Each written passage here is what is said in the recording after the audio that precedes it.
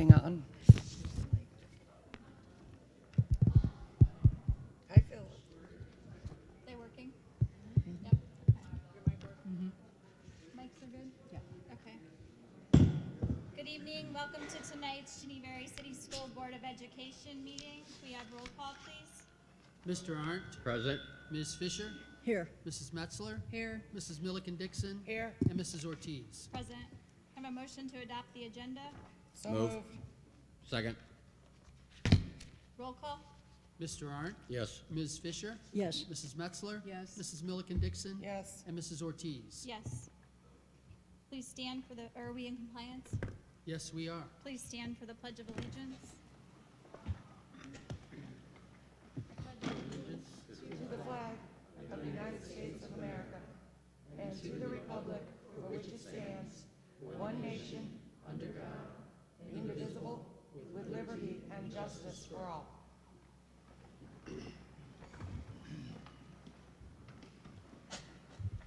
We would like to take a moment of silence in remembrance of Mrs. Annie Bryan, who left us way too soon 1 year ago today.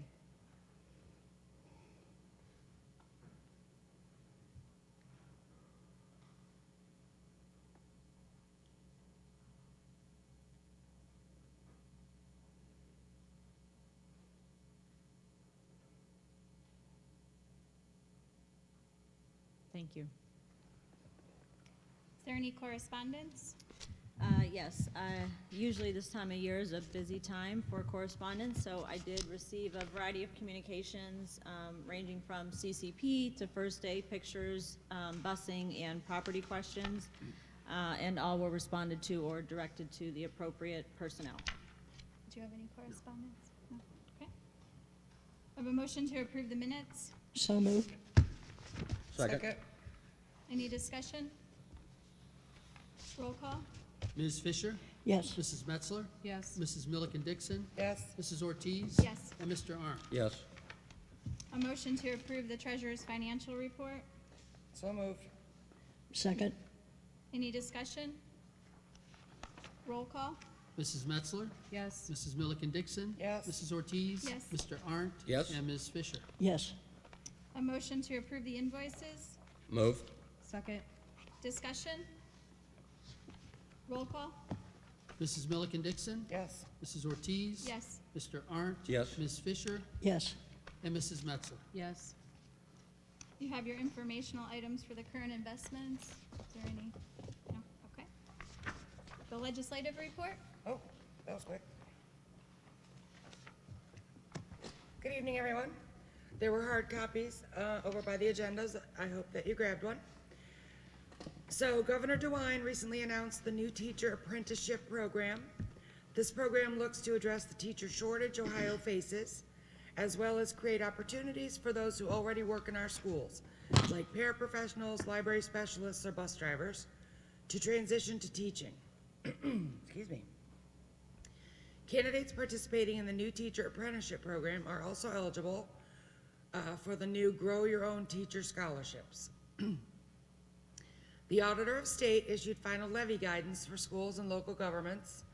The guidance explains what AOS considers to be permissible under Ohio Revised Code Section 9.03 for districts conducting campaigns. The AOS has interpreted this statute in a narrow way. No administrators or board members may campaign for a levy while on paid time. The issue is that administrators are salaried beyond the days in a school year, and board members are volunteer, but do receive a small stipend. This issue the AOS has with, that's a typo, I apologize.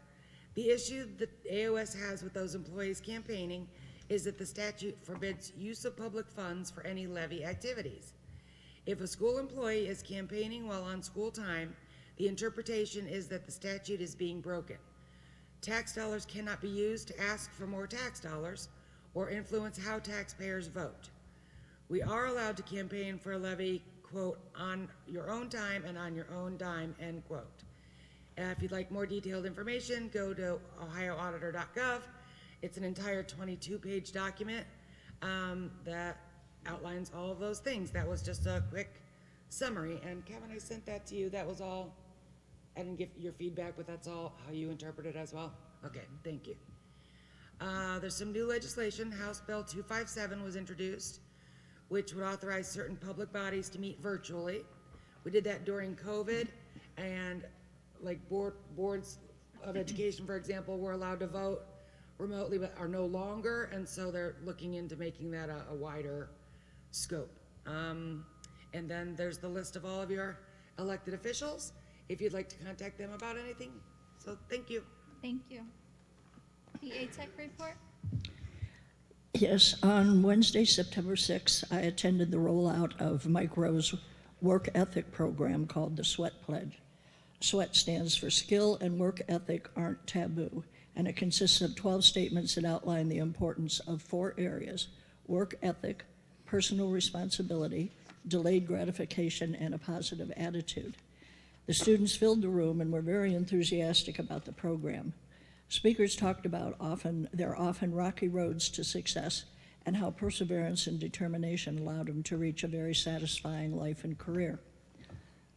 The Feed the Hope project was at the school over the weekend to pack boxes for distribution to those in need in the community. Student volunteers packed boxes and hauled them for transportation. During the day, the 1 millionth meal was packed, which shows not only the scope of the program, but the scope of the need in the county. The annual shareholder dinner will be held on October 12, and our next board meeting will be held on October 16. Thank you. That brings us to our administrative reports. Thank you. Mr. King will be kicking us off this evening.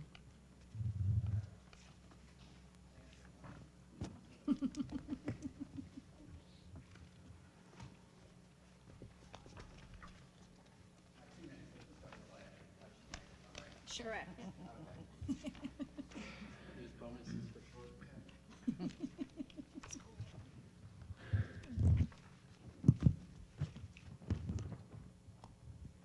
Okay, so there are a couple things in here that I'm not going to address because I do know that the superintendent will be discussing those, such as the U.S. News and World Report.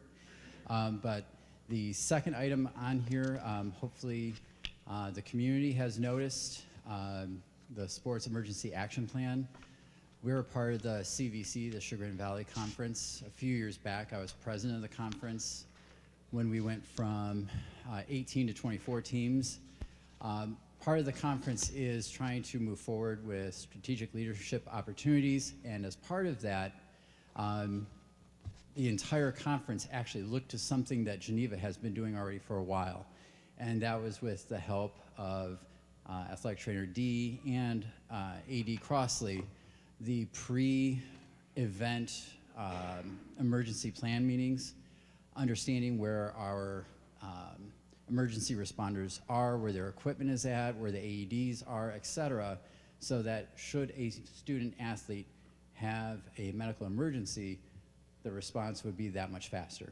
And so as part of my report, I shared with you the Channel 19 news story that they did on it, along with the printed article.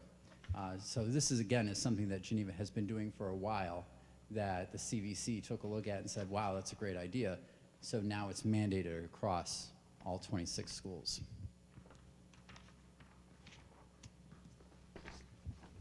Going on, and we've already completed our student leadership elections, and we're looking very much forward to homecoming. We're putting the finishing touches on the different days, et cetera, and those will be released, I believe, tomorrow, so I don't want to ruin that. There's also some pictures in your report about some of the new signage that Mr. McCoy's class has put in the building, denoting the senior courtyard. And last but not least, we have some amazing students who are joining us from around the globe, as denoted in that article, from Thailand, Netherlands, Mongolia, Spain, and Italy. With any luck, I'm going to beg and go in one of their suitcases when they head back, and I'll write you some letters. Just keep the checks coming, okay? We'll make it work. Thank you. Thank I you. think that was minute 36. Mr. Marker-John.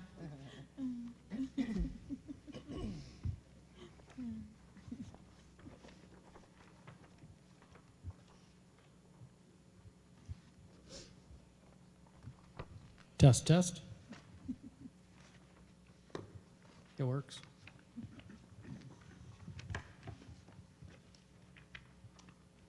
Ostenburg Elementary got a chance to celebrate its first day of preschool this year, and I didn't know exactly what to expect with all these youngsters that are 3 and 4 years old, but it was a truly successful day, and the young kids were wonderful to have, lots of smiles, very few tears, and it just, the hard work of the 2 teachers, Mrs. Rogaski and Mrs. Meehan, and the 3 aides that work in there, Mrs. Avsek, Mrs. Anderson, and Mrs. Korvig, just sets the tone for a great day every day for those preschool kids. So that was just awesome to see.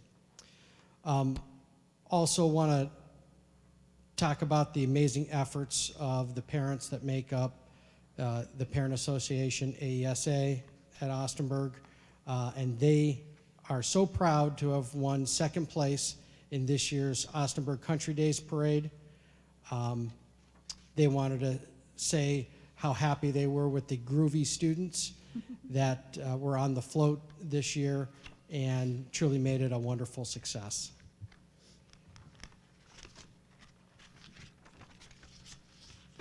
Mrs. Knapp, the teacher of our DD unit at Ostenburg. She wanted to thank Mrs. Porcello for being able to get some new furniture into the therapy room. With all the new furniture this year with flexible seating, I think Mrs. Porcello helped out with furniture for this therapy room, and Mrs. Knapp thought that that was just fantastic and wanted to go ahead and do a shout out to Mrs. Porcello. And Constitution Day was done at all the elementary schools, and I believe one of my colleagues will be talking more about that, but just wanted to thank Mrs. Hollis for decorating a section of the building with the preamble Bill of Rights and the amendments for all of our students at Ostenburg to be able to see. And finally, my elementary principal colleagues, do you want me to go through the numbers at all of the buildings? Is that part of what I'm doing? Okay. So at Ostenburg Elementary, we have 36 students in pre-K in the preschool program, 34 in kindergarten, 31 in 1st grade, 34 in 2nd, 25 in 3rd, 37 in 4th grade, and 30 in 5th grade. Our total right now at Ostenburg is 232 students. Cork Elementary is a little bit higher, but who wouldn't want to be in a building with Mrs. Doherty? Kindergarten, 40 students, 1st grade, 52, 2nd grade, 44, 3rd grade has 40, 4th grade, 42, and 5th grade has 56 students, for a grand total of 286 students at Cork.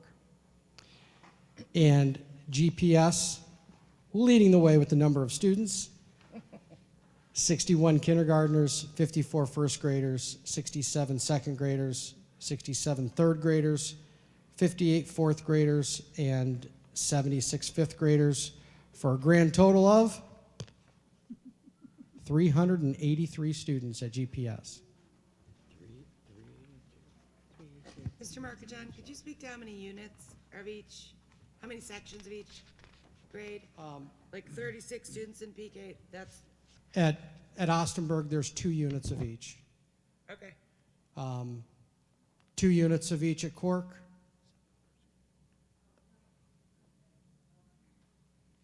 I saw you show a 3 there, Mrs. Doherty.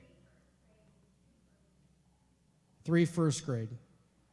3 1st grade, and 2 everybody else? And GPS?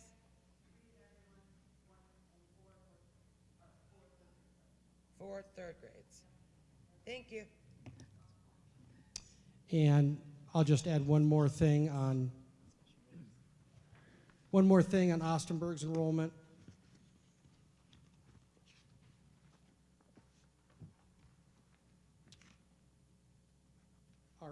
Our open enrollment numbers, we have 23 students that are open enrolled out of the district. Ostenburg has 37 that are open enrolled in, for a net gain of 12 students. Thank you. Thank you. Mrs. Brzenko?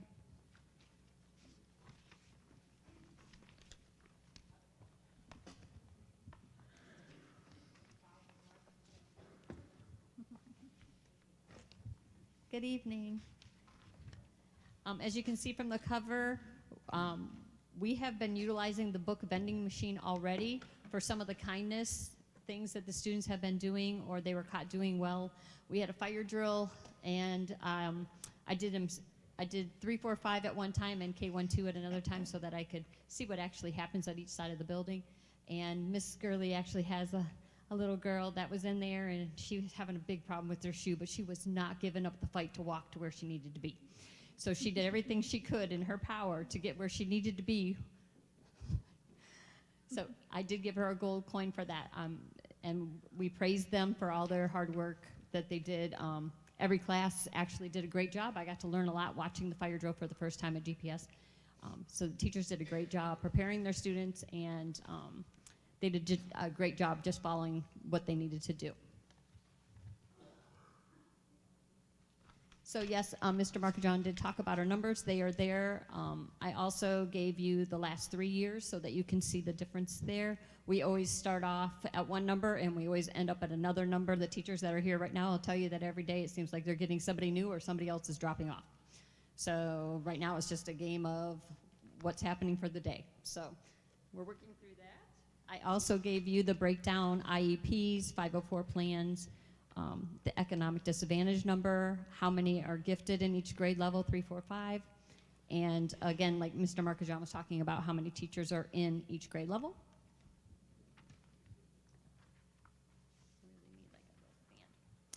Also, my part about the 3 elementaries.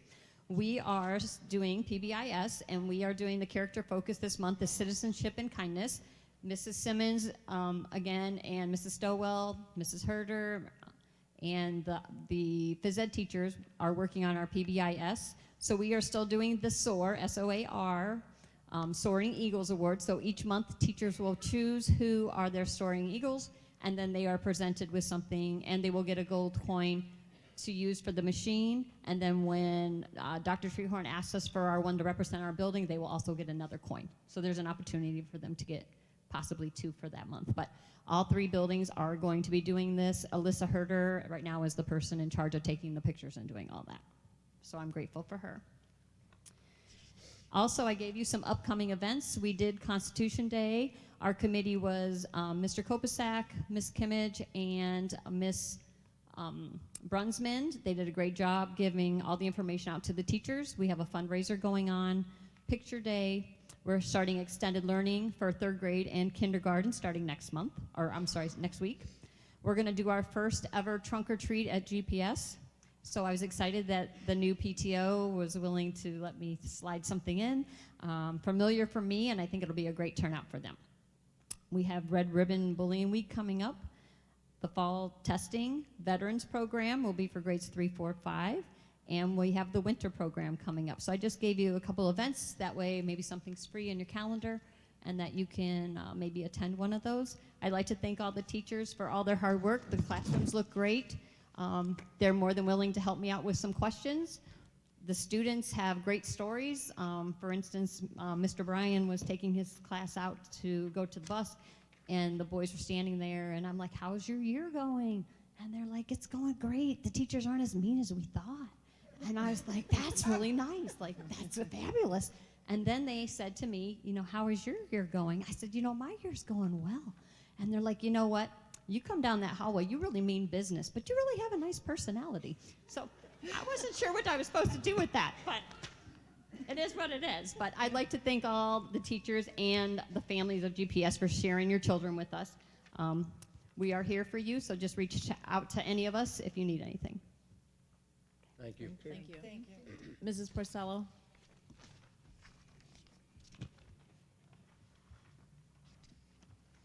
All right, good evening.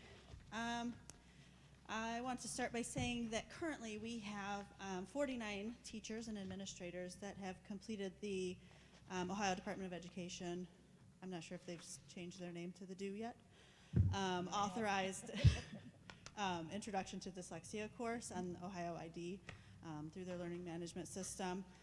49 teachers have completed it. Those are teachers pre-K through 2, gen ed, pre-K through 12 intervention specialists, our academic Title I tutors, speech therapists, elementary principals, and your director of student services have all gone through that training.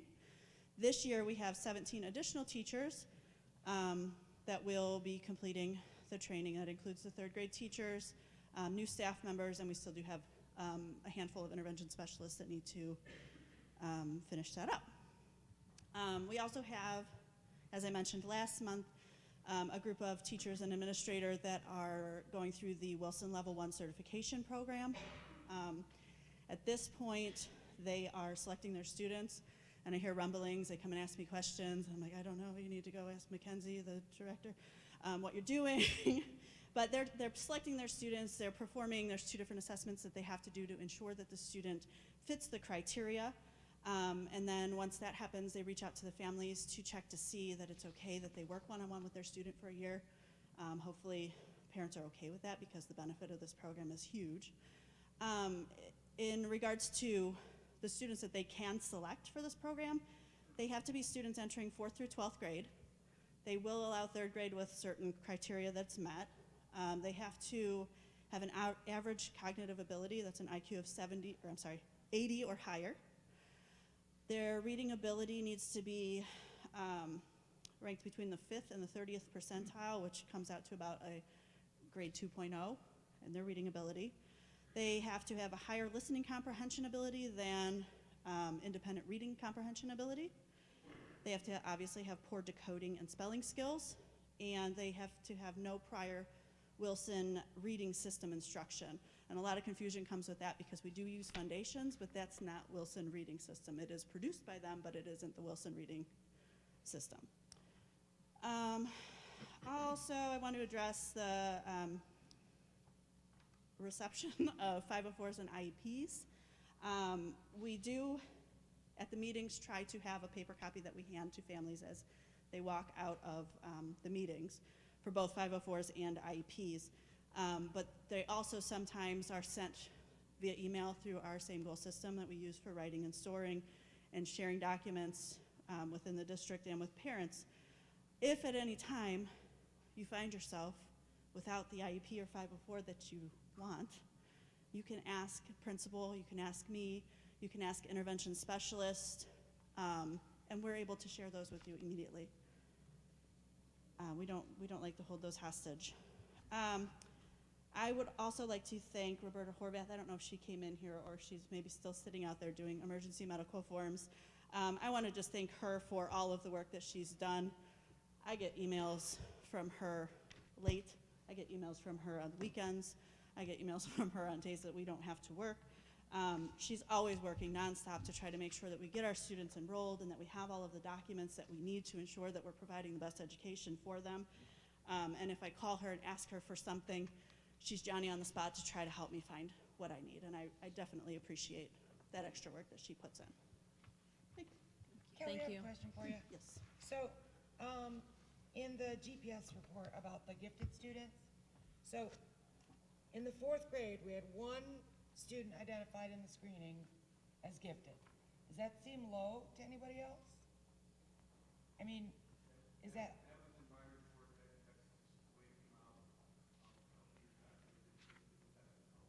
Okay, that's the screening that we do for everybody? And 1 student? Okay, thank you. Thank you. Mrs. Doherty?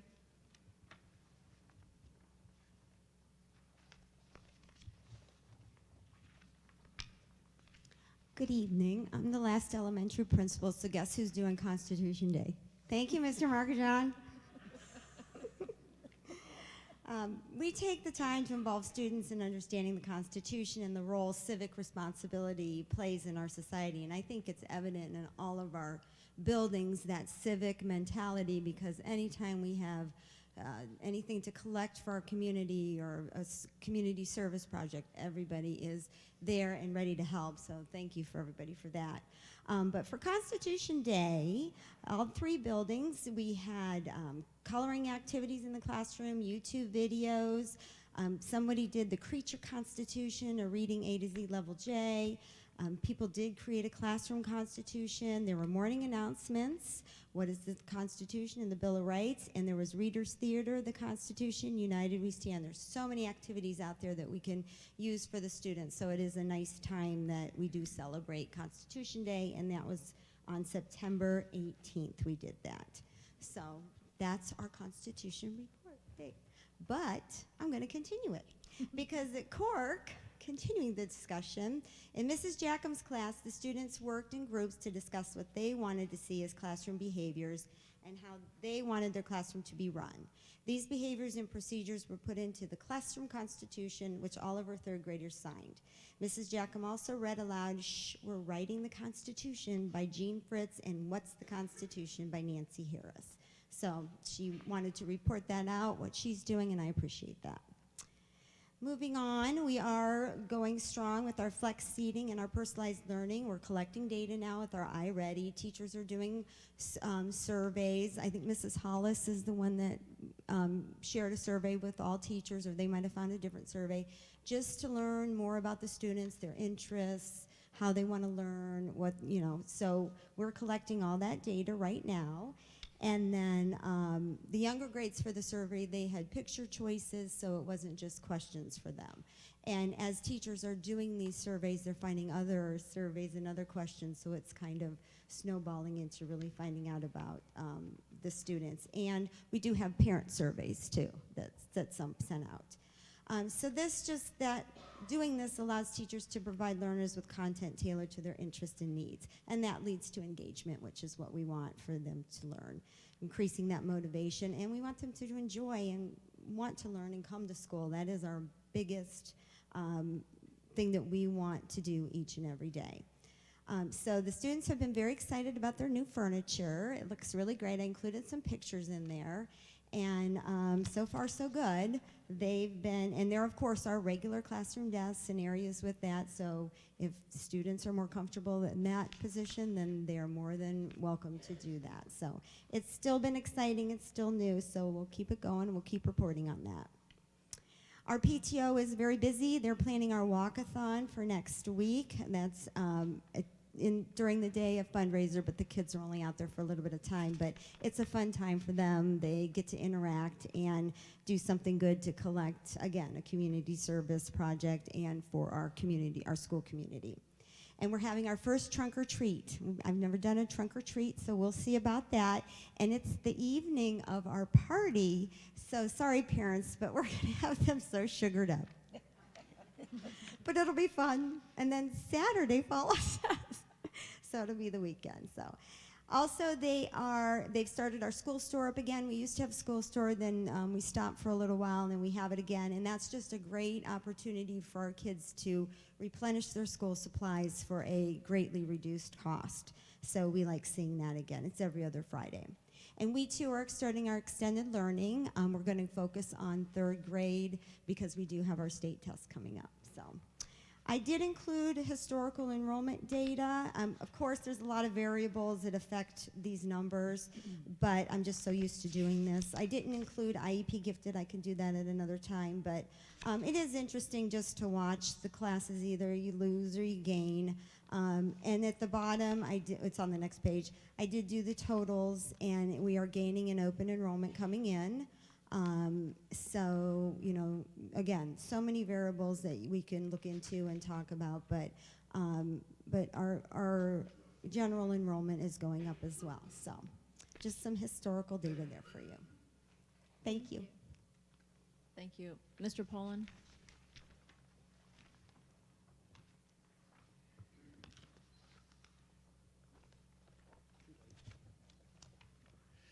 Good evening. I appreciate having the time to speak to everybody. I'll go with Constitution Day. It sounds like it's the theme tonight. We're doing a lot of good things, focus on the Bill of Rights, so forth. We're putting things in the daily announcements, talk about the history of the Constitution and so forth. And that goes along with the civics, as was said earlier. And along with that, we have the parent boosters. The school is just as good as the parents are involved, so we try and get the parents more involved with our parent group, and they're trying to grow. Our trunk or treat is October 26th at the school from 6 to 7:30, and this year they're going to host a poinsettia and wreath sale coming up in early November, late October, early November, to raise funds for the students.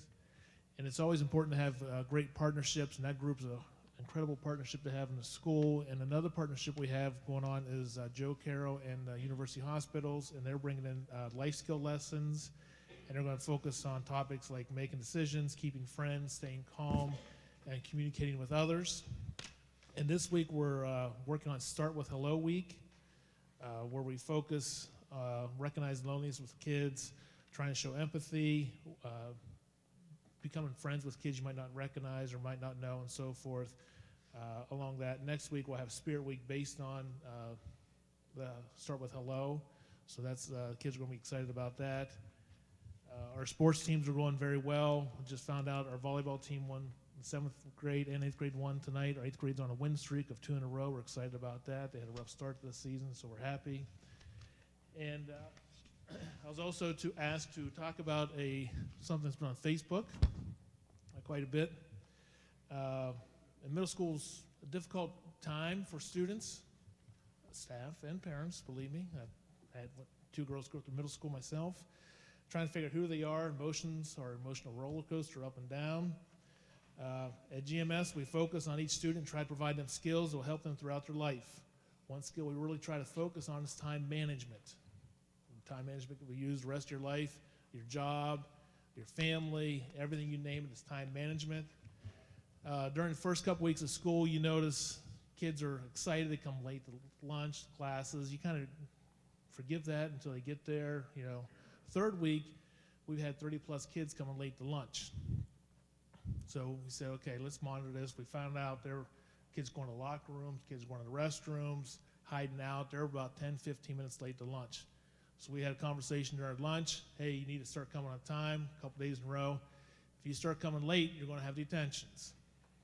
Well, we went from 30-plus kids showing up late to lunch to today we had 4 kids late, and a couple of them had issues with their lockers. A couple were talking to teachers, and we attribute that to just telling the kids this is what's going to happen and understand how important time management is. And we could lock down those other areas where they're trying to sneak off to. And right now, we said they're going to have detentions. Nobody had detentions. And I saw in there, no one's locked out of the cafeteria, locked in the cafeteria. No one's denied lunches. Those are all things that are being said, but none of that's true. What I do ask is to think about, as parents, reiterate how important time management is. Because I truly believe that having students report to where they are supposed to be on time is a valuable skill to have. It carries over to everything, as I said earlier. If you're late for work, once in a while, your boss might let it slide, but if it's continued, you're going to start having discipline issues, loss of pay, and so forth. So we're trying to instill that as we go through this. I do ask, myself and Ms. Carnett ask, we can always be reached through email, phone, stop in and talk to us. Those is blown up on Facebook. We've had 0 phone calls from parents who ask about this. So please stop in, call us, ask. If you have questions, we're there. We're always available. Ask the question first. Chain of command works up and down both ways. Thank you. Thank you. Thank you. Mr. Riley. Good evening, everyone, and thank you for allowing me to have a moment to talk today. Just a few things. First off, I did provide in the board report that went out to you prior to the meeting a little bit of a gifted, detailed enrollment kind of scenario.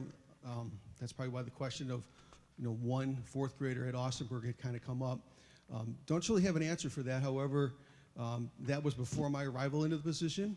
Typically, what we do now, according to our gifted ID and service plan, is when we do the 2nd grade and 5th grade sweeps, students are tested for all academic core areas, English, math, science, and social studies, along with critical thinking and superior cog.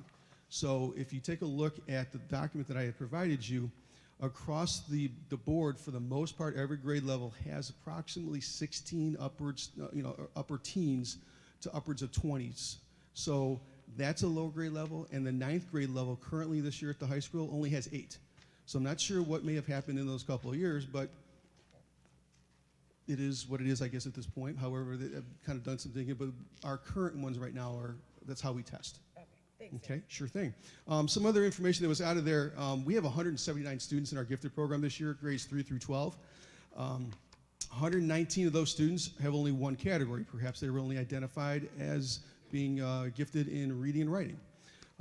37 of those students are identified in 2 areas, and 23 of them are identified in 3 or more areas, which is quite astounding, and many of those 23 have 4 areas, actually. When I included those charts, I just want to point out to you that you take a look at the interpretation of the charts that were provided. The number of students per category chart that I sent to you is broken down by grade level, and that just identifies the students in the gifted program in a certain area. So as an example, when you were looking at that, there are 45 students in grades 6 through 8 that are identified in reading and writing. So when you kind of go through that, you kind of look at it, it's not the entire totality of the whole building, the entire totality of the whole district. It is just concerning those 179 students. Couple takeaways, 60% of our students total, 179, are identified in reading and writing. Over 71% of the 49 students in grades 3 through 5, again, of those that are in that 49 students are identified in math, and over 50% of the students in grades 9 through 12 are identified as superior taught. So I just wanted to provide this just kind of as an overview, and we keep moving forward with our gifted program into the school year. I also provided you a copy of our testing schedule for this year. Took the feedback of the staff going into out of last year into this year and made some adjustments to it, and hopefully that will support the staff and work out well for our students. So one of the big adjustments really was we did our best to avoid Monday testing dates. I think there is one Monday testing date over the entire scenario, which is a step in the right direction. So hopefully we'll see how that pans out for our students and staff. The 3rd grade is first up with their particular test coming up there in October. I also provided you the PD schedule from August 28th, and also the PD schedule coming up here on September 20th for our students, or excuse me, for our staff. The presentations this upcoming on the 20th, myself with the gifted PD will be working on that. Eric Kurtz will be coming in doing technology integration again. Dr. Wilfong will be returning as well from Kent State, and we will have some staff members, as Mrs. Porcello said, going through dyslexia training with her facilitating, as well as some ODE modules. Did a little looking. It was a question last board meeting about, does the Wonders program align to the science of reading? Absolutely it does. The Wonders program is built on scientific research, and that is really the basis of the scientific evidence is really in the science of reading. Wonders really focuses on foundational skills such as phonemic awareness and phonics, talks about text reading fluency, reading comprehension, vocabulary, and the list goes on and on. In order to figure out what Wonders actually did, I actually called the company itself. And they talked me through a few different things, but they sent me 2 documents. One was essentially a 25-plus page document based on research and how their program aligns with the science of reading. And they also sent me about a 15, 17-page document that's kind of a crosswalk that takes all of the skills that are in the science of reading and crosses it with their series. And it was an alignment clear around each document. So I would say definitively, yes, we certainly are using a science of reading in our Wonders program. Another question was looking into Amazon purchases that may have some writing in the materials. I did talk to Alicia Pitcher up at the Treasurer's office. She says she has not received any notification from anyone that they have received an order from Amazon that needed to have any material sent back because of writing in them. I checked with all of my colleagues at the billing level. They said they do not have anything of the sort that's been reported to them. And the only situation we can kind of figure out is maybe there are some workbooks in the middle school that were started by a student way back in the day or whatever, and the student may have left the district. We collected the book and maybe it somehow got back into that room, but that was not an Amazon purchase. So went looking, but according to the Treasurer's office, they would have been notified by that along the way. And finally, we did have our tech night this evening out in front. This was our first tech night that the district's ever had. I would guess we had about 14 to 15 families that showed up, many of them taking a look at the elementary boards that were talking about Google Classroom and how to access some of the programs that they have there. And also many of them were going over Mrs. Horvath, who took some time out of her evening again to kind of come and try to get some staff or students and families registered in the progress book, make sure they had their emergency medical forms updated and correct. Again, I echo what Mrs. Porcello said. Mrs. Horvath does the constant contact for the district. She does the EMIS. She comes on her own time to do these type of programs. She is always at a call to help out anybody, families, students, administrators at any point in time. So kudos to her. But we think the evening was somewhat successful overall. It was our first time doing it. If we got 15 families there the first night, that's a start. We look forward to building upon that as we kind of move forward. That's all I have for my report. Thank you so much, really. You're welcome. Mr. Ola?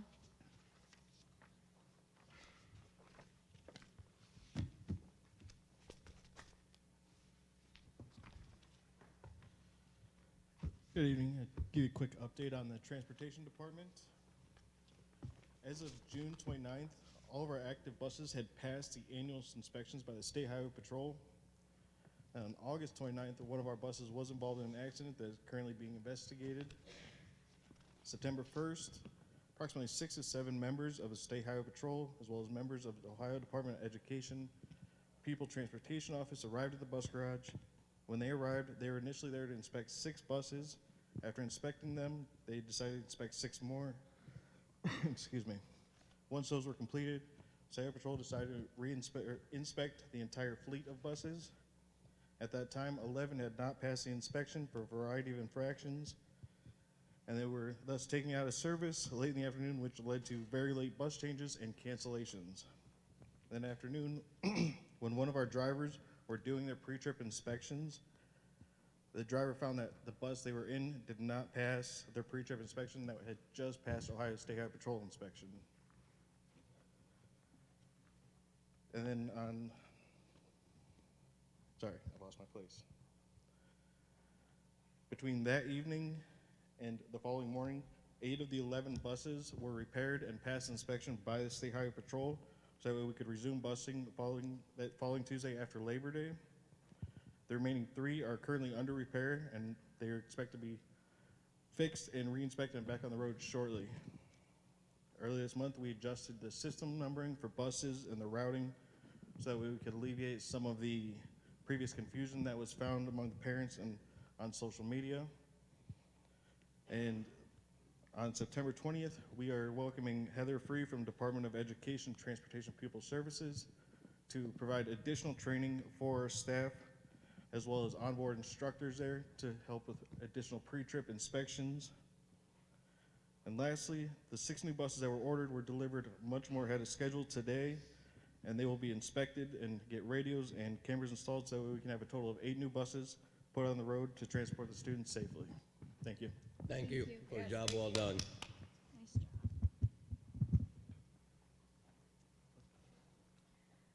All right, just to follow up on a couple items from the past.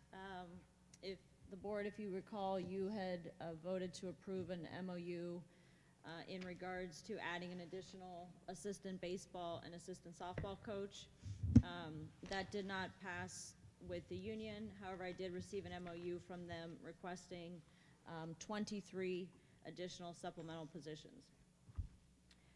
In regards to the high school parking lot and changing the traffic flow, our contractor and architect did reach out to the city to request that the gate be open in the morning for half an hour and in the afternoon for half an hour, the gate by the housing development to help with traffic flow in the high school parking lot. Unfortunately, that request was denied, but I do think that we have done a nice job of rerouting the traffic flow in the parking lot. Emergency medical forms, I too want to thank Mrs. Horvath. I know that she was here this evening and certainly helped some families. I know she was at open houses and helped some families as well. Everything that you've heard about here is 100% true. She goes above and beyond. and answers day, night, weekend. It doesn't matter what time you reach out to her. So truly appreciate all of her efforts. However, despite those efforts, there are some alarming numbers that I did want to report because I guess we are pleading to the parents to get your child's emergency medical forms turned in. So to date, we have 869 completed, and we are missing 1,253 emergency medical forms. I cannot stress to you that it is imperative to have this information should an emergency situation arise. I do know that she certainly helped some families this evening. So I know that that number went down slightly, but still, based off of Mr. Riley's reporting of approximately 15 families, that would still put us well over 1,200 emergency medical forms that we are still missing. So again, if you can please get online, fill those out for your children. We would deeply appreciate it. If you're having difficulty, please reach out to your building principal, Mrs. Horvath, any of us, and we would gladly assist you and walk you through that process. Next month, October, is National Bullying Prevention Month, and October 18th specifically is Unity Day. So we will be asking the entire district and community members to wear orange that day for kindness, acceptance, and inclusion to show that we believe no child should ever experience bullying. So we certainly hope that you will join us and participate in that. October 18th also happens to be the next board meeting, so anyone attending the board meeting, again, we would ask you to wear orange as well. Mrs. Milliken Dixon reported in her legislative report a little bit about the auditor of the state, so I'm just going to share some additional information, so I apologize if there's some repeated information. But the Ohio Auditor of the State, as she mentioned, issued new guidance on the prohibition in Ohio Revised Code 9.03 against the use of public funds to support levies and bond issues. The guidance addresses the prohibitions against public officials and employees advocating for or against a levy or bond issue, highlighting that participating in any such activities is limited to the public official or employee's own time and through the use of their own funds. So therefore, board members, administrators, or other board employees may participate on a levy committee or as a member of the committee, so as long as they are not being compensated for their time and are doing so on their own time and not acting in their official capacity. However, the guidance does note that they bear the burden of illustrating that any and all such activities are done on their own time and with their own funds. So the guidance also highlights the fact that board members typically have more time to participate in these activities as they are only compensated for attendance at board meetings. Public officials and employees are not permitted to advocate for or against a levy or bond issue while being compensated by the district or through the use of district funds. Going on, a few more points just to make about this. A public official or employee may attend a public meeting, including a levy committee meeting during work hours or hours when they are being compensated, so as long as their attendance is limited to presentation of factual, accurate, and neutral information about school finances, activities, and board actions. They may not, however, engage in activities or provide information intended to influence the outcome of an election during work hours and or when they are being compensated for their time or acting in their official capacities. Board employees, including myself and the treasurer, may provide, again, factual, accurate, and neutral information about a levy to the public, including on the board's website, but the information must not be designed to influence the listener to vote either for or against the levy. District personnel are also prohibited from sending home levy committee communications with students, even if no district funds are used to produce the communications, as well as district email or phone systems cannot be used to relay levy committee information. The levy committee remains a separate entity from the district. They also go on to state lastly that we should include a disclaimer reflecting that the information being provided is merely factual and the district personnel are not allowed to advocate for or against the passage of a levy or bond issue during times that they are being compensated by the district when comments are made or communications are released. So the reason why I think you heard this both from Mrs. Milliken Dixon and more so from myself is this is definitely a change from how levies and bond issues have been advocated for in the past, especially by school district officials and staff members and employees and board members. So again, it is a large change that the state is going through when it comes to that, but that is now what we have to follow. And so again, if things appear to be slightly different than in the past, that is why.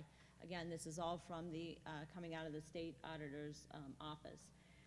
Also to note, as Mr. King said I would, our high school has been named U.S. News and World Report's best high school. So we're very proud of this accomplishment and look forward to build upon that success this school year. As you came in this evening, if you saw the other banners hanging in the cafeteria, that's what those banners are for. So certainly we can add another banner up there. So very exciting, and congratulations to our high school. And to wrap things up for my report, I'm going to step up on stage. If board members, you want to remain here or go ahead and take a seating.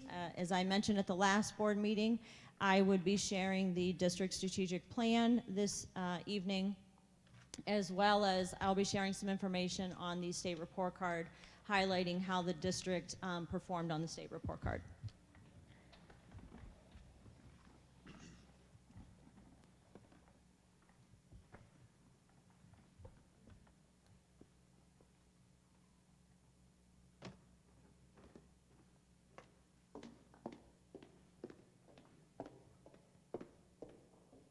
So first, I would just like to take a moment to thank all of the people that worked on the district strategic plan. We certainly met on numerous occasions, and I certainly appreciate all of their input and thoughts into the strategic plan. I also know that a number of them are here this evening, so I would ask if you participated and gave your input into any of the 4 subcommittees of the strategic plan, that you please stand so that we can acknowledge and thank you.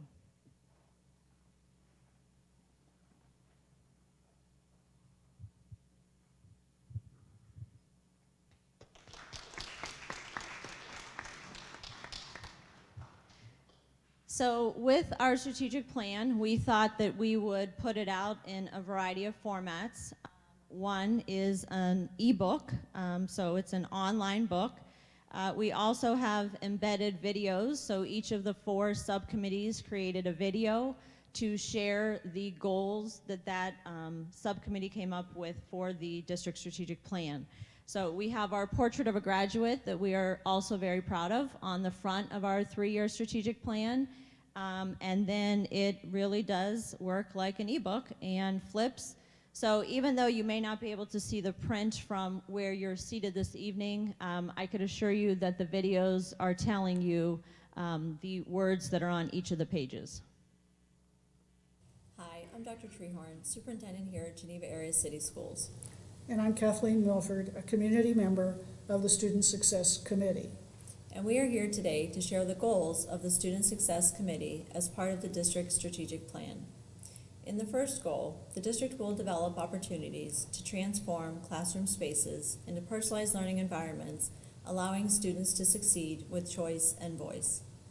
In the next goal, the district will develop a comprehensive plan to draw schools, families, and the community together to share in the achievement of a portrait of a graduate, as you can see behind us. The third goal, the district will provide opportunities to enhance social, emotional health and promote community connections and a sense of belonging.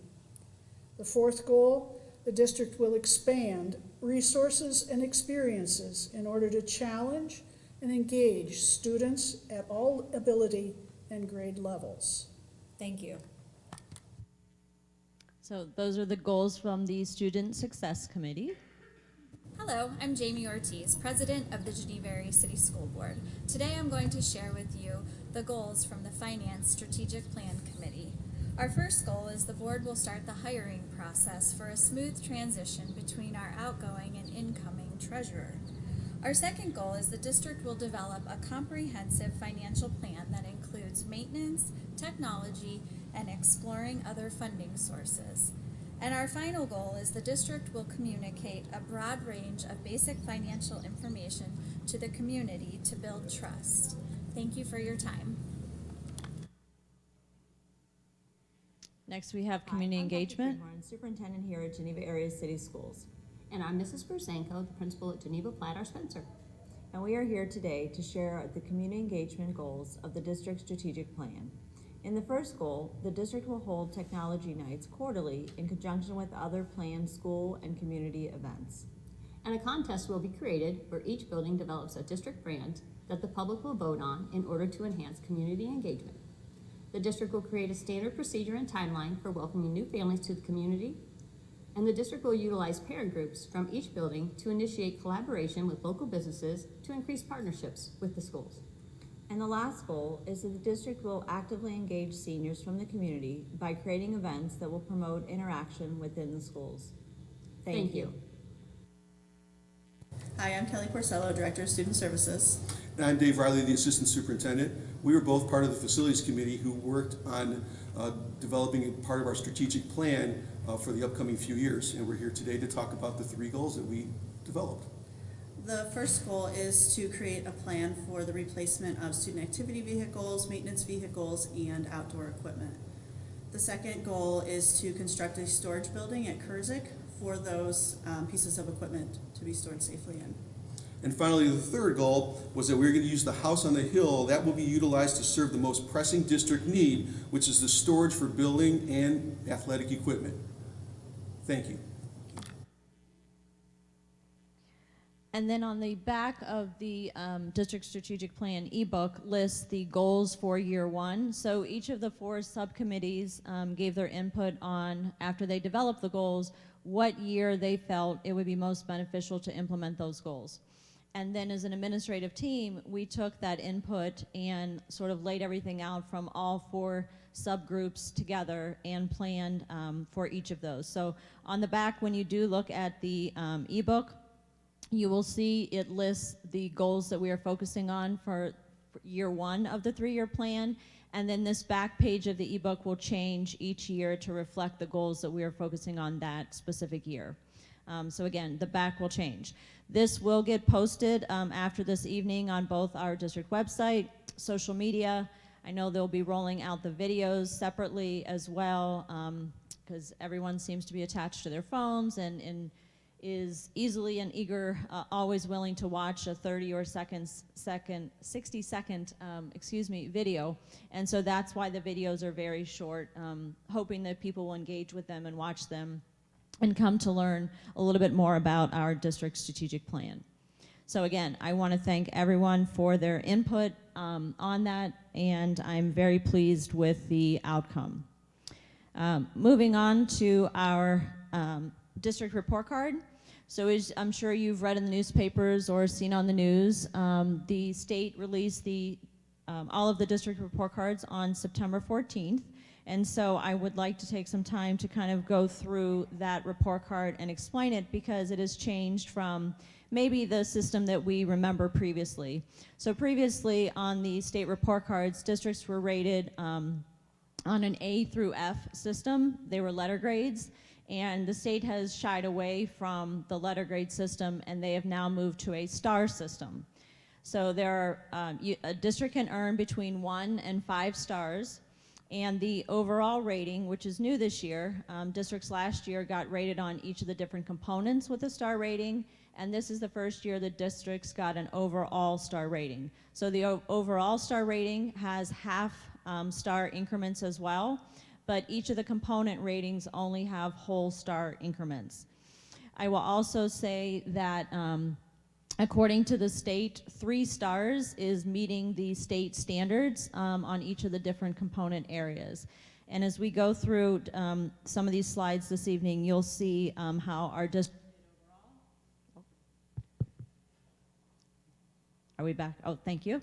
How our district did overall. We'll take a look at how each of our buildings did and how we did in the county in regards to the other districts in the county as well. And then lastly, I'll end with just a highlight or two of an area that I chose to focus on as a highlight to celebrate a success of the district, as well as an area that we probably can grow a little bit more on or work on a little bit more.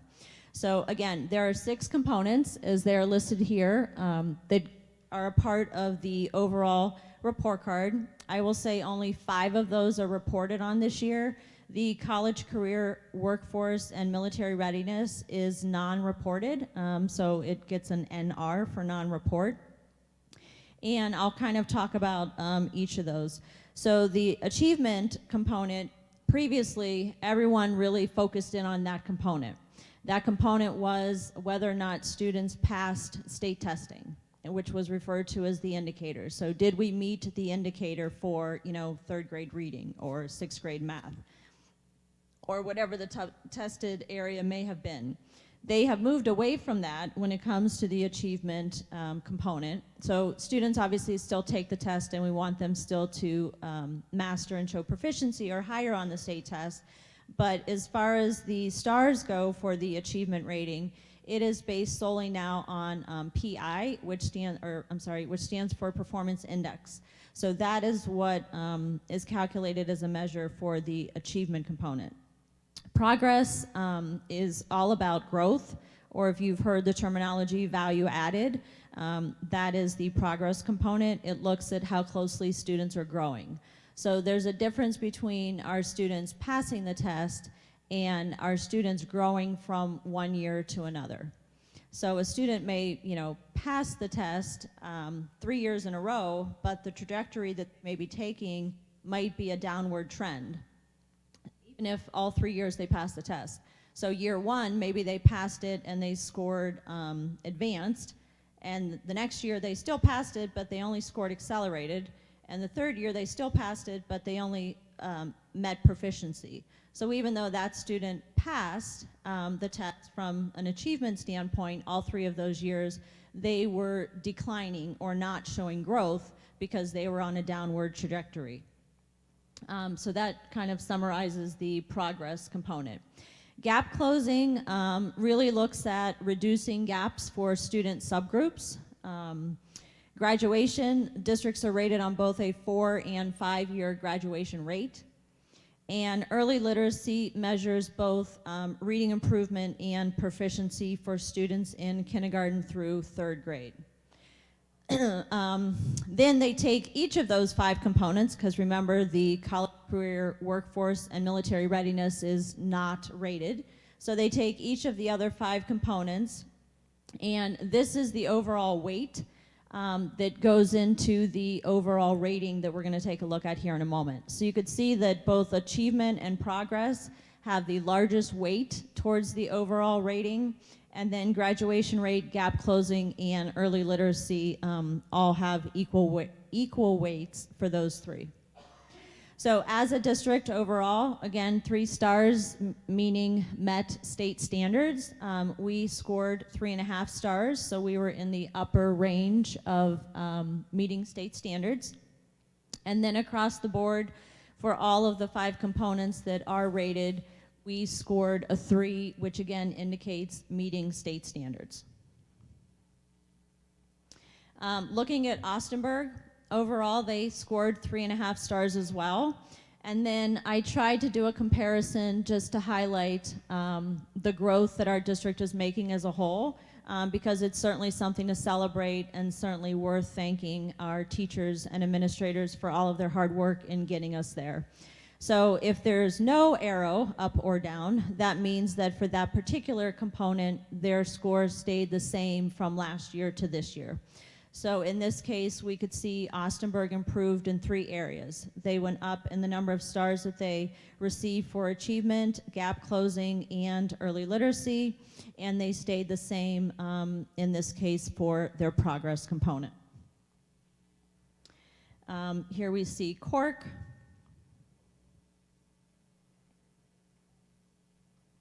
Overall rating of 3 stars, again, meeting state standards.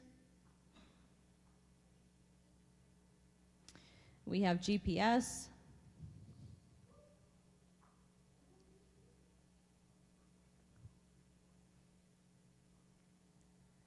The middle school, Again, the reason the middle school doesn't have any arrows up or down is they stayed the same last year and this year. And we have the high school. And obviously, you'll notice, as I've been clicking through as well, they may have a different amount of components because, for example, the high school has graduation, which is why it wasn't on the other buildings pages, but the high school doesn't have early literacy, so that one was on the elementary buildings pages, but not the middle and high school. So across the county, you can see there was a three-way tie that we fell in for second, if you will. So Jefferson had an overall rating of 4.5 stars. We had 3.5 stars along with PV and Buckeye. Grand Valley and Conneaut had 3 stars, and Ashtabula had 2.5. And then again, just to highlight, there are many things to highlight, but in the sake of time, I just sort of wanted to highlight 2 things. Wanted to share one area of growth and then an area to work on a little bit. So the area of growth and the point to celebrate is our trend is that we are seeing an increase at the level in which students are passing the assessments. So I talked about this a little bit at the beginning when I was talking about achievement versus progress. So in other words, we are growing our percentages of students scoring in the categories of advanced and accelerated, and decreasing the number of students that are scoring in the categories of basic and limited, which is definitely what we want to see. So kudos again to our entire student body and staff and administration for their hard work in showing those significant increases. But an area that I think that we can certainly improve upon is chronic absenteeism. So chronic absenteeism is defined as it states here, missing at least 10% of instructional time, and that's due to excused or unexcused absences. So if a student misses at least 10% of the instructional time, that student would be considered chronically absent. Although we did improve, so 2 years ago, I guess at this point, we could say our percentage of students chronically absent were 39.5%. Last year, we did bring that down a little bit to 35.8%. But the state target is approximately 20%, and I rounded with that number, but it's approximately 20%. So we definitely have a ways to go with hitting that target. And obviously, I think we would all concur that when students are in school and they're engaged in the learning process, they're going to perform better as well.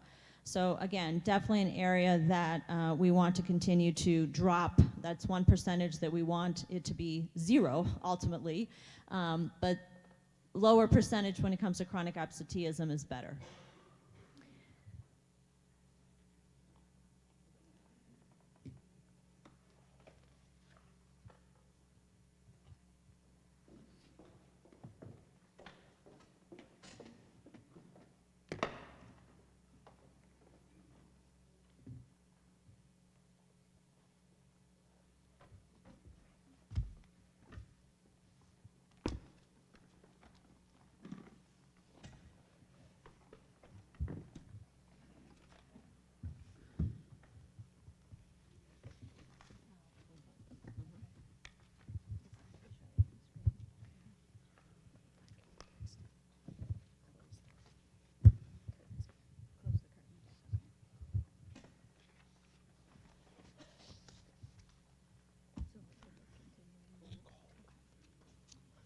Okay, moving on, I recommend approval of the enclosed gifted identification service plan for the 2023-24 school year.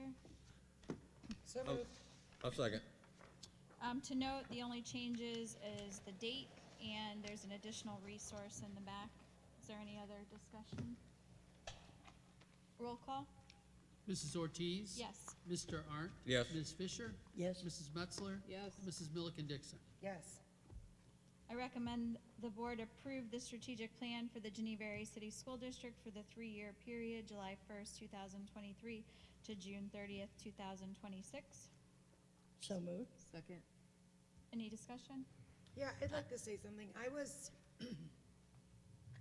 I was initially disappointed in this project. I was on the previous strategic plan committee, and I know that it was overwhelming and it was cumbersome. Okay, it was huge, it was a lot of words, but we worked really hard on those words. So I was disappointed that we were scrapping that entire thing, as you know, Dr. Treharn, we've talked about this. But I wanted to tell you that I've changed my mind. What you all came up with is a beautiful strategic plan. It's one that I'm proud of, and I'm grateful to all of you who participated, so I just wanted to say that. Thank you. Any other discussion? Yeah, on number 2. No, the strategic plan. Oh, I'm sorry. I thought you were still on 2. I apologize. Is that okay? Yes. Okay. Okay, roll call? Mr. Arndt? Yes. Ms. Fisher? Yes. Mrs. Metzler? Yes. Mrs. Milliken Dixon? Yes. And Mrs. Ortiz? Yes. I recommend approval of the enclosed board-adopted levy fact sheet. So moved. Second. I would like to read through the fact sheet, and the first thing that I need to note is the district is not permitted to advocate for or against the passage of a levy or bond issue. The information provided is merely factual information regarding the district's finances. So Geneva Area City Schools Board Adopted Levy Fact Sheet, issue number 29, facts. 0.85 mil permanent improvement PI renewal levy. Length, 5 years. If approved, the levy would generate approximately $202,000 annually.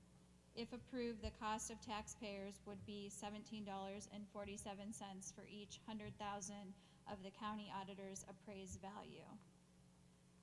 So cost of home and then cost to taxpayer with the 12.5% rollback. For a $150,000 home be $22.93.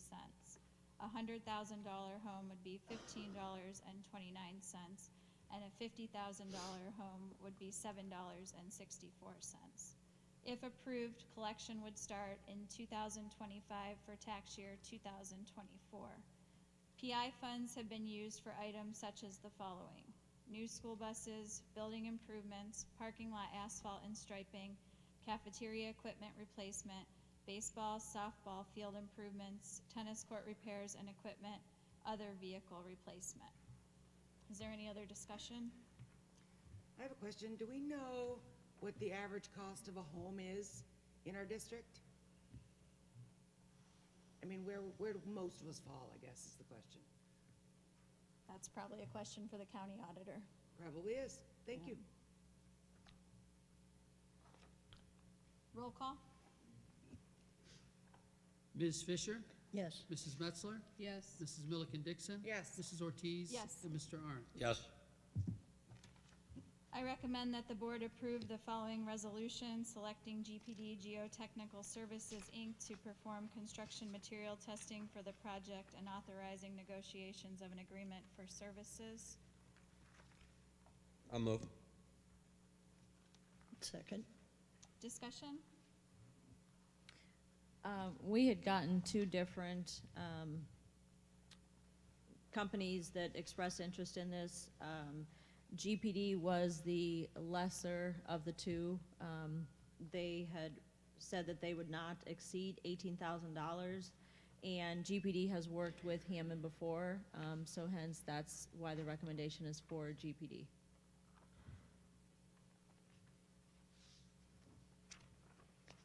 Roll call? Mrs. Metzler? Yes. Mrs. Milliken Dixon? Yes. Mrs. Ortiz? Yes. Mr. Arndt? Yes. And Ms. Fisher? Yes. I recommend that the board approve the following resolution to make provisional changes to board policies and administrative guidelines and forms to comply with House Bill 33. I'll move. Second. Discussion?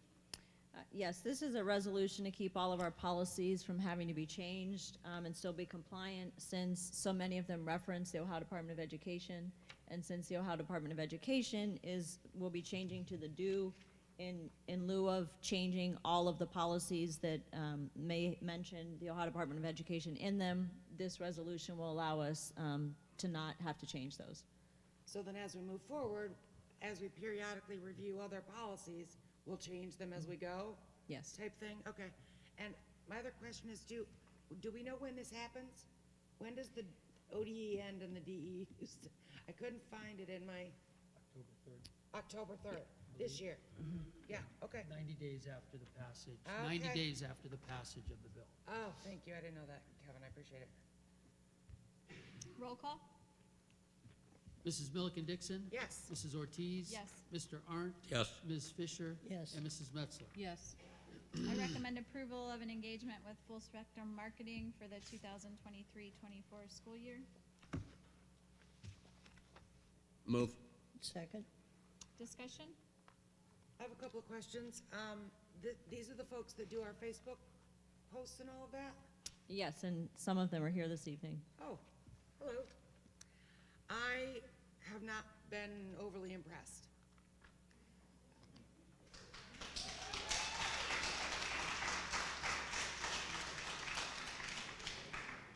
I think a lot of our posts are focusing on the wrong things, and not highlighting the students, which should be all of our priorities.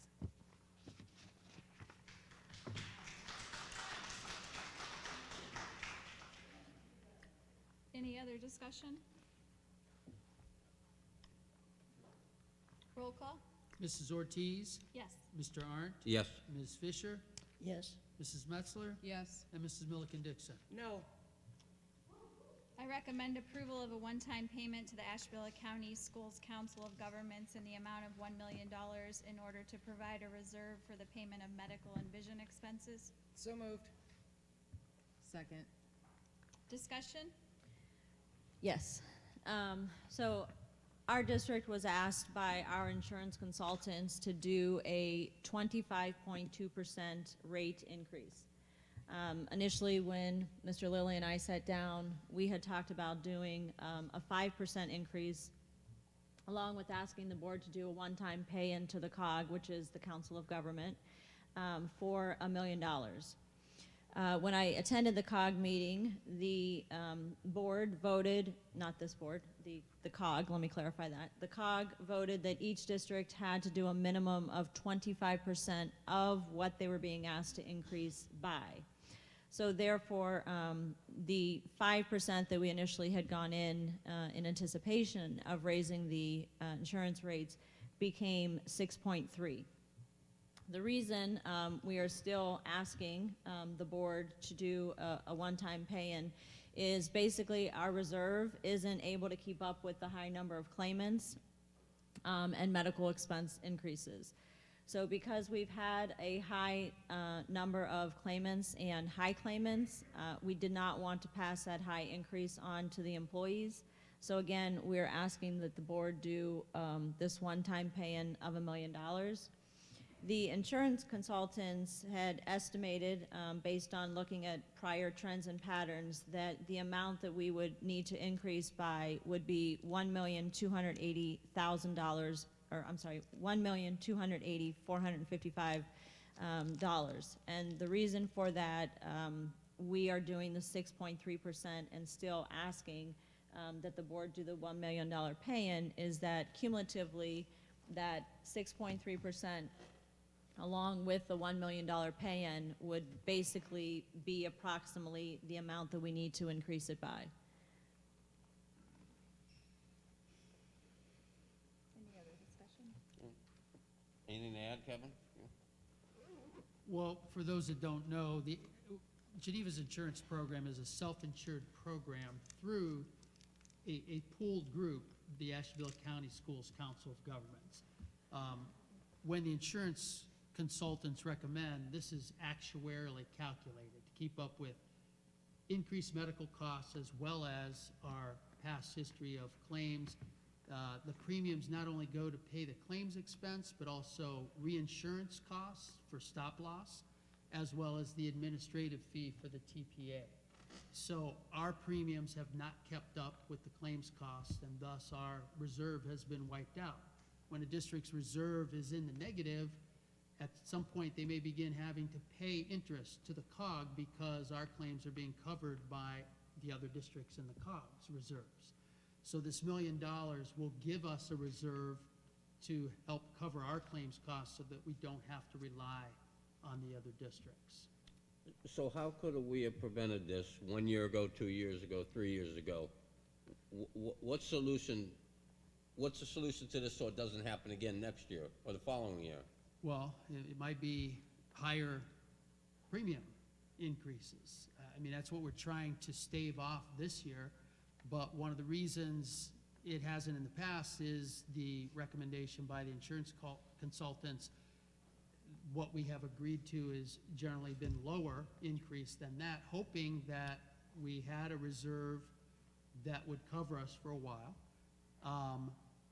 but that we wouldn't have so many catastrophic claims, high claims costs. But every year we continue to develop more. Some go off the books and new ones come on. We have instituted through negotiations some changes to the design plan, but those were phased in, really haven't had a big impact on reducing the claims cost.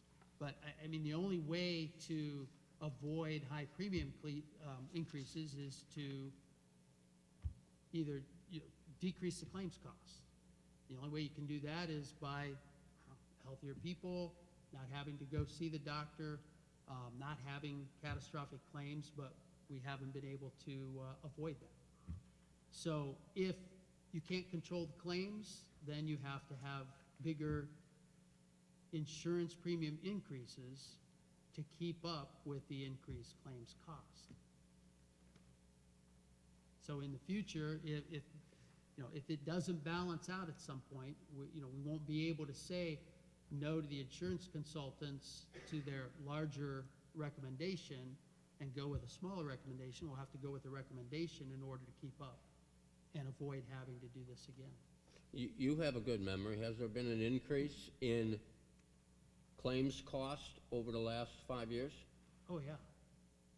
Every year. Every year our claims cost has exceeded the premiums collected, are all expenses. Claims costs, reinsurance fees, the admin fee for the TPA, those costs have exceeded our insurance premiums collected. And have the premiums kept pace with the increase in costs? No. Okay. No. And thus the problem. Now our reserve is basically gone and in the negative, and so this will reinstate a reserve rather than if we didn't do this, even with a 25.2% increase, it's going to build back over time. It would take several months to get back into the positive, and that's if the increased premium exceeds the claims expense. But this $1 million would get us back into a reserve immediately upon payment of that into the COG, into the pool that we are self-insured through. So we have never had to do this before. Other districts in the COG have. There are districts that have made one-time payments to avoid passing on a larger increase to their employees. Can you remind me who's in the COG? All the districts in Ashtabula County except for Ashtabula. So all the school districts, so that's 6 school districts, and the Educational Service Center and ATEC. So there are 8 members in the COG, and the only non-member is Ashtabula Area City Schools. And I should note, while I said that our district, the consultants recommended a 25.2% increase, there were districts that they were requesting or recommending that they had higher than 25.2%. So I don't think this is, I guess I say that because I don't think this is isolated to just, our district. A number of the districts were being asked to do a very, very high rate increase. And to what do we attribute that? That's rising healthcare costs, right? It's not that our staff are necessarily using it more, it's just that it costs more, right? Or no? I would say it's a combination of both, because if you have a lot of high claims costs, there's a stop loss, and we get reimbursed from that once a year in December for anything over a set amount. But the more catastrophic claims you have, then you're using up a large portion of that reserve in the claims cost. So it's both claims utilizing the insurance as well as increases in medical costs. And while each district has a reserve, the COG cumulatively has a reserve as well. But if any of the individual districts' reserve is in the negative after you apply the reimbursement that happens, as he mentioned, in December, then that district, according to the bylaws, I believe they phrase it as would have to pay a penalty. Oh, okay. Thank you.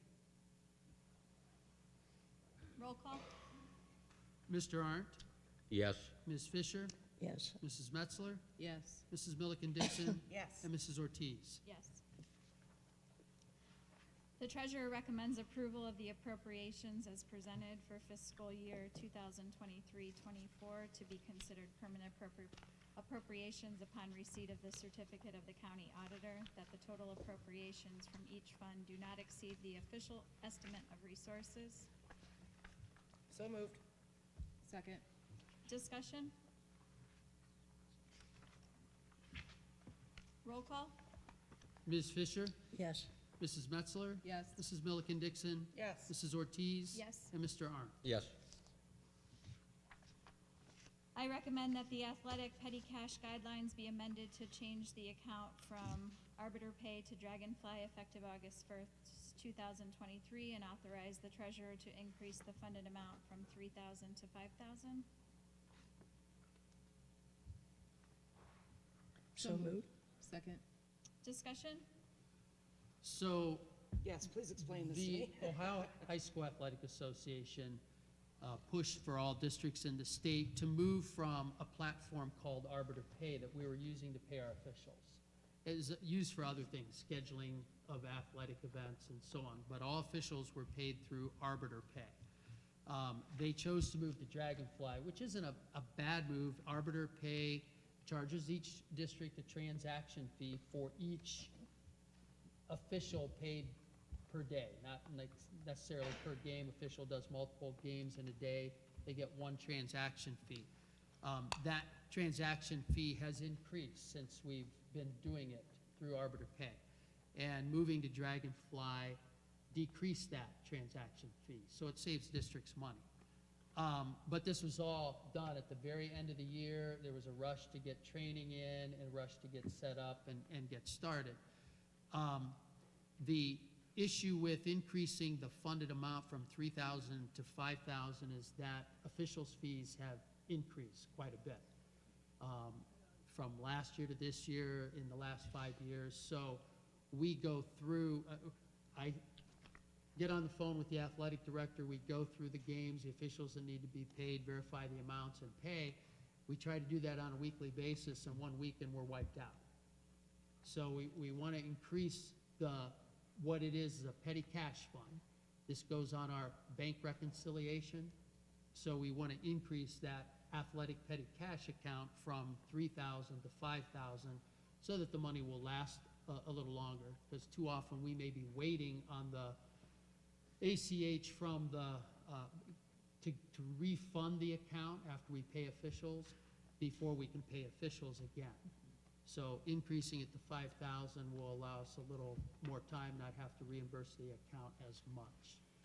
We haven't increased the funded amount of this account since we started many years ago with an athletic petty cash account where we were actually writing checks to pay officials and handing them out at the game. But this Arbiter Pay takes care of, and then Dragonfly takes care of a lot of administrative things like issuing 1099s.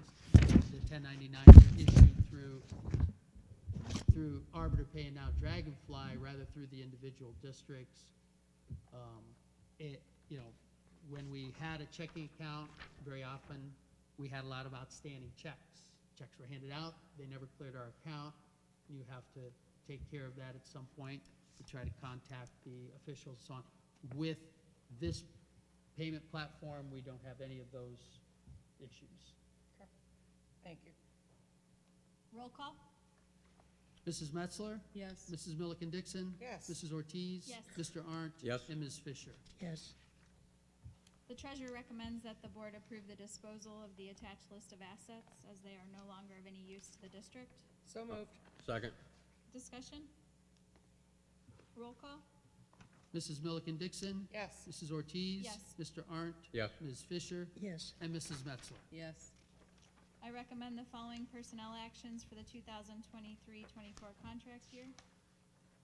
So moved. Second. Discussion? Roll call? Mrs. Ortiz? Yes. Mr. Arndt? Yes. Ms. Fisher? Yes. Mrs. Metzler? Yes. And Mrs. Milliken Dixon? Yes.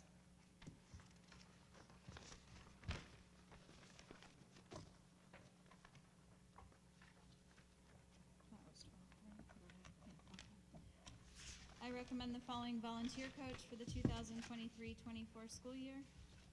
So moved. Second. Second. Discussion? Roll call? Mr. Arndt? Yes. Ms. Fisher? Yes. Mrs. Metzler? Yes. Mrs. Milliken Dixon? Yes. And Mrs. Ortiz? Yes.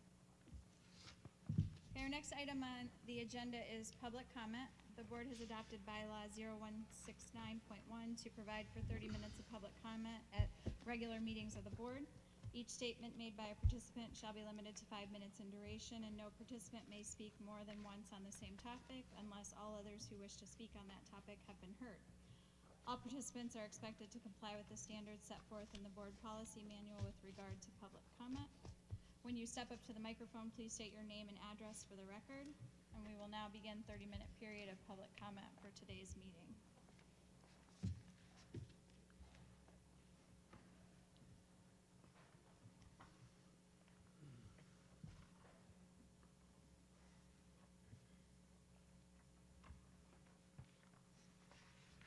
Jennifer Thompson, 3215 South Myers Road, Geneva.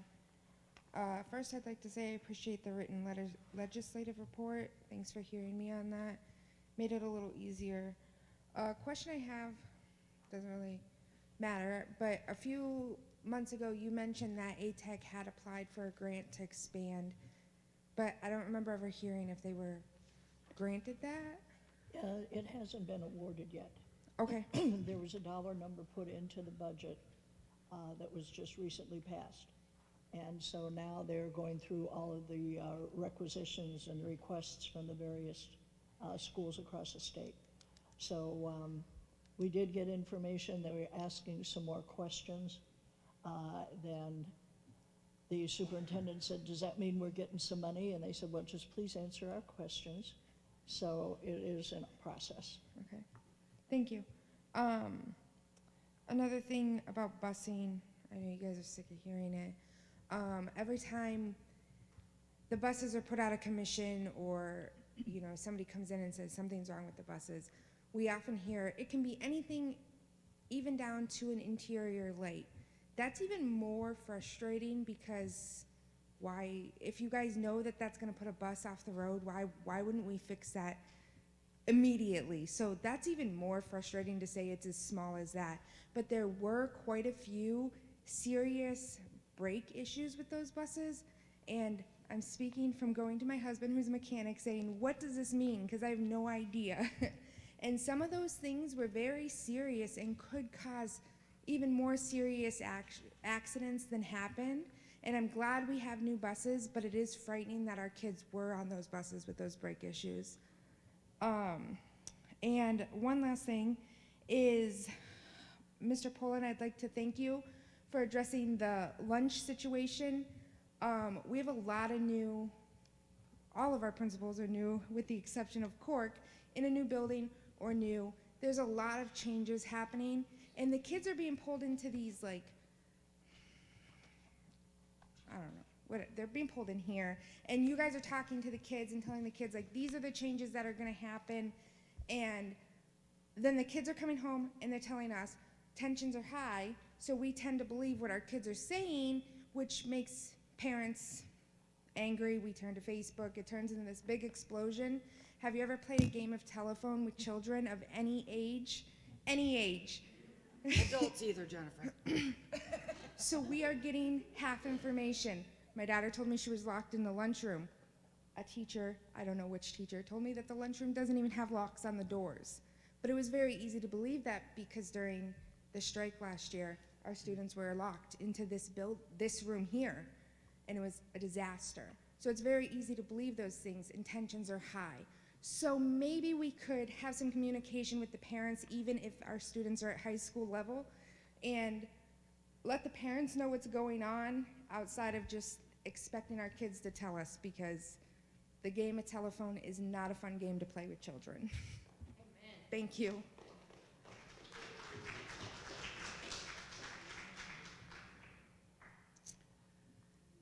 Audrey Pate, 1976, Behringer Place, Geneva, Ohio.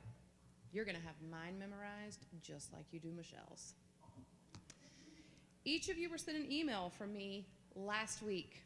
This email informed you that the diabetic training for the high school staff did not occur within the time frame required by the state of Ohio according to the ORC, section 3313.7112.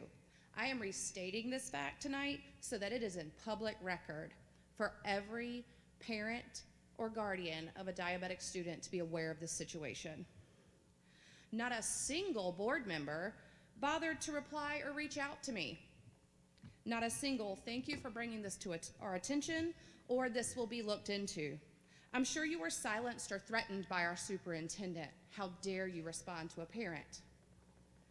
However, let me take this opportunity to remind you that you serve the students, their parents, guardians, and the member of this community, not Terri. The response I did receive from our superintendent was extremely dismissive and void of any compassion. There was no concern that this negligence occurred. This is a very serious matter that needs your attention. I urge you to discuss the possible outcomes this negligence can have and how to rectify this situation during your executive session later this evening. Hence why you got the email last week, so you could be aware and prepared. Type 1 diabetes is life-threatening on a daily basis. It can have lifelong consequences if it is not properly managed. It is not a consistent disease, unfortunately, as there are many factors that can affect a diabetic's day. Adrenaline, heat, cold weather, activity. This tends to cause difficulty in treatment. Doesn't any of you think that being informed state laws are not being upheld as they should be is worth looking into? My son has had 3 instances in the last 2 weeks requiring a nurse's attention. 2 of those were due to significantly low blood sugar numbers.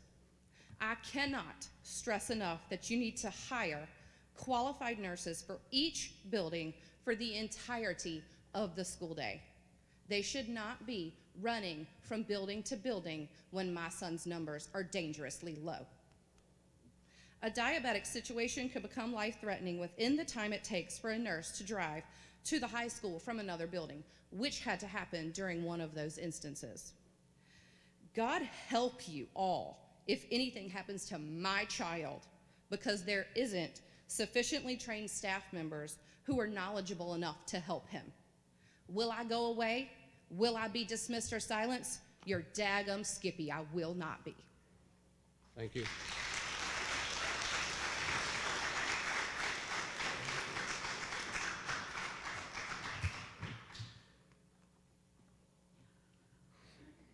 Michelle Craig, 200 Cherrywood Circle, Geneva, Ohio.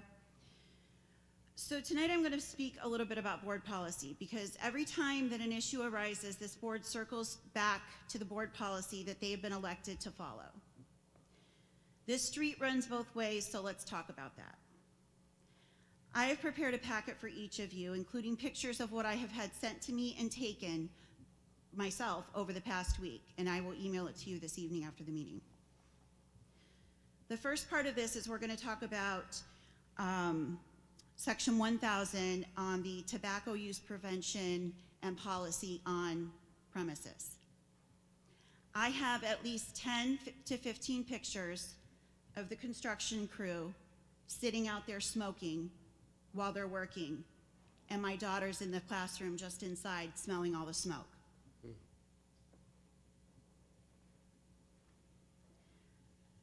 The Board of Education, and I quote, is committed to providing students, staff, and visitors with a tobacco, nicotine, vapor, aerosol, and smoke-free environment. The negative health effects of tobacco use for both users and non-users, including the effects of secondhand smoke and vapor aerosol exposure, are well established. And it goes on to talk about all of the things that we already know about it, and then it mentions Ohio's smoke-free workplace program. And then I have all the pictures of the construction crews sitting right outside the windows as the smoke wafts into the classrooms on this entire side of the building. And according to my calculation, there's probably around 300 to 500 students affected by this literally all day long. I kind of thought it might be nice if we could just play this maybe during your entire meeting so you could see how much you can concentrate and get done. I'll get to that shortly.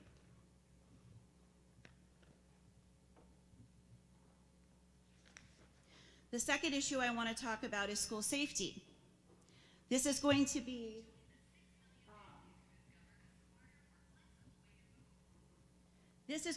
in regards to Section 8000 in operations.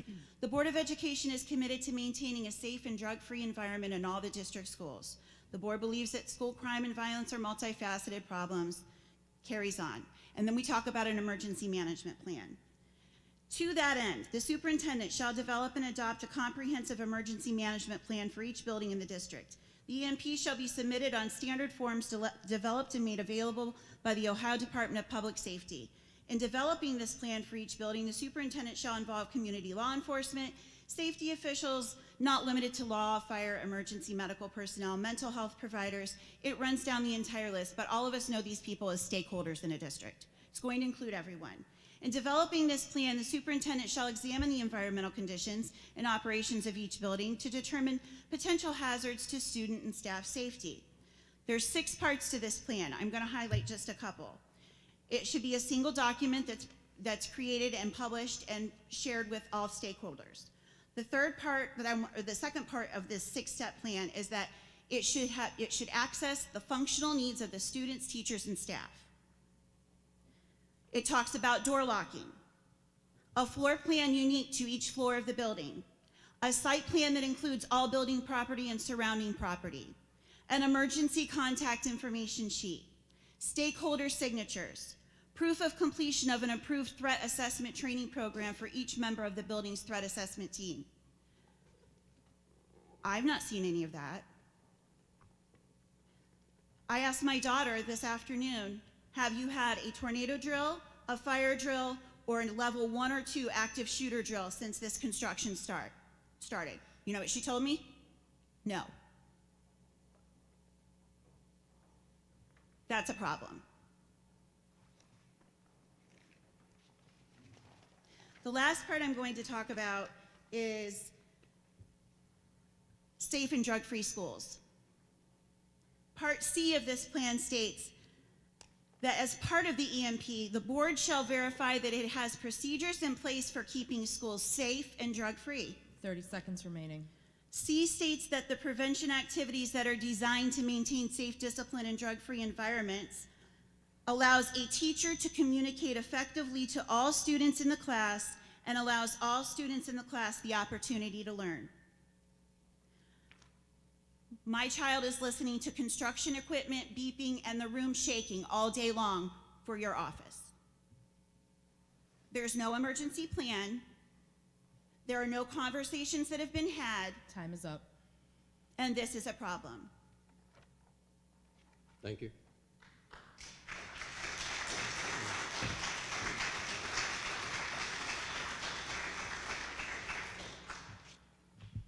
That brings us to the board member reports. Mrs. Metzler? Yeah, I just wanted to mention that I had the opportunity to attend the open houses at the 3 elementary schools and the 7th and 8th grade open house at the middle school. And I just wanted to say thanks to all of the staff who volunteered their time to be at those open houses, because I know that that is their own time that they're giving to their students coming into the classroom, so I appreciate that. And I also wanted to mention, I did get around to almost all of the staff at all of the buildings. There were some people that I missed at the middle school and at Austinburg. But I did want to make sure that I thanked them all for being there, even if I didn't get into the classroom. It was very nice to see how well attended these open houses were. The students and the families were very excited. They were most excited, obviously, as we've talked about a couple of different meetings, the flexible seating arrangements in the classrooms. And the variety of those flexible seating arrangements was actually pretty stunning. I had no idea what flexible seating really consisted of, and the fact that there's so many options that our teachers have taken advantage of, I really give them kudos for really thinking outside of the box and really embracing that kind of mentality in their classrooms.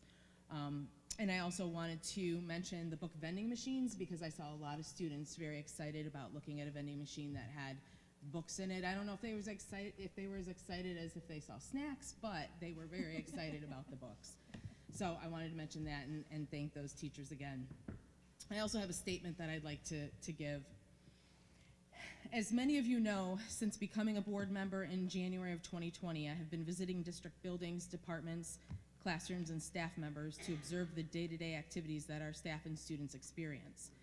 I've always asked for and received permission from our superintendent and have worked with supervisors and administrators to set up convenient times for their staff.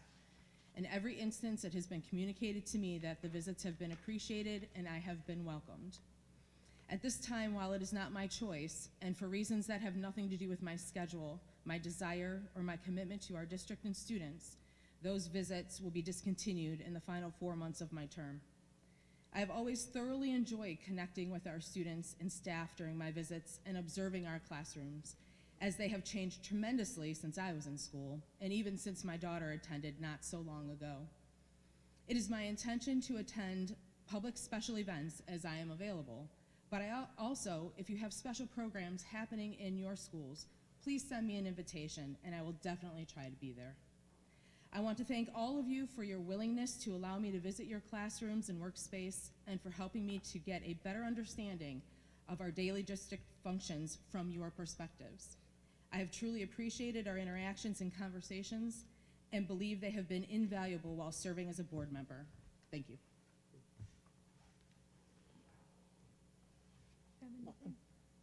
Yeah, I have a couple things.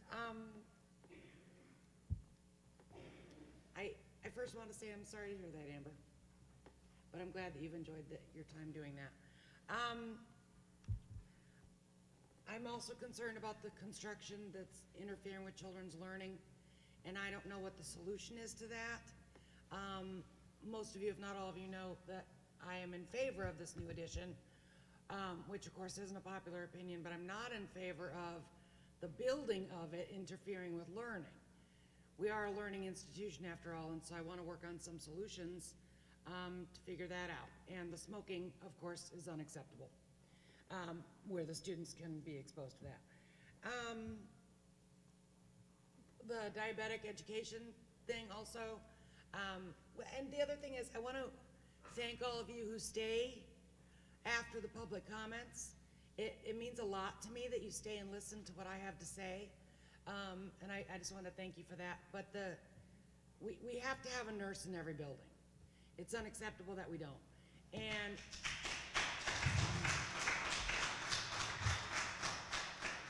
I've recommended or had the idea of and shared it with Dr. Treharn that we could create positions. I know that we can't replace a nurse who hasn't resigned. I understand all of that.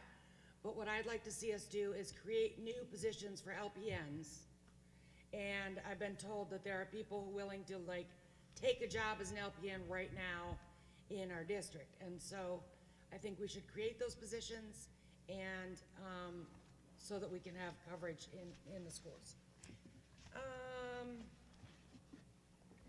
There's a concern, and I haven't had a chance, Mrs. Mather, I apologize, to speak with you about it individually, but about a chaperone who's going to Italy. There's been some concerns about one of the chaperones, and so I'd like to figure that out, what those concerns are, if you understand them and all that, so we can catch up later.